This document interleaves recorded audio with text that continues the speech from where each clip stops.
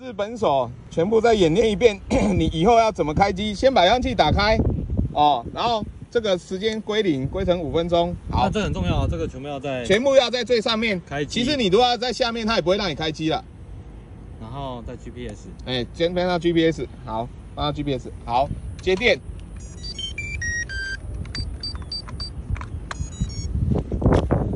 红灯慢闪，等到绿灯很亮，对，就是 GPS 锁定。这个其实要很近看的哦，随点点啊，第二趟会比较快啦。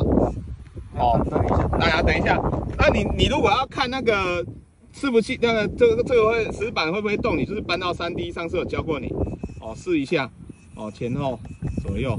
哦，我们现在搬回 GPS， 有切吗？红灯慢闪的 OK 啊吗？没有，绿灯很亮，绿灯很亮嘛，好，按淡点。哦，风人家大惊死！所以刚刚是这样玩的。哎呀，哦，你看风不要起嘛，你看风不要起。今天风真的太大了。好，绿灯很亮的，有没有看到？绿灯很亮的，绿灯很亮。啊来，然后绿灯很亮，就是上次教你的外八哦。然后它那边开始闪烁的时候，你就是启动，按它给外八，然后让它闪烁，有没有？闪烁，然后再启动。哦，然后尽量你站在上风处了哦。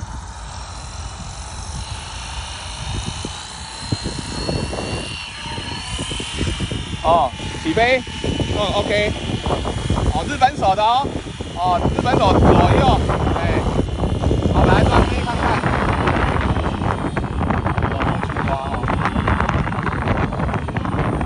没有，你会盯得很好哦。然后你整个起飞完了，现在上次有跟你试那个自反嘛，我们再来测一遍。上面就是 home 嘛，好，移下呀。我们来碰，没关系，我开广角。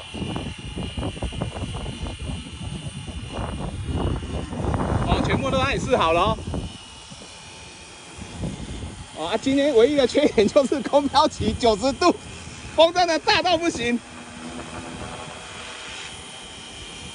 起码空飘起个90度啊。马给可以。一定抗风呢。这样很好啊 ，OK 吗？正向的可以啊，正向的可以。空飘起90度嘞。好，我慢慢到站了。呀是，通过考验，今天风还比较大。通过考验，有的啦。90度的风都没问题了，所以你不用担心。所以啊，我教你的，我习惯下来了。就自己切熄火我现在都不切了就让它自己熄火。你记得我们要一个好习惯，只要脚碰到底就自己熄火。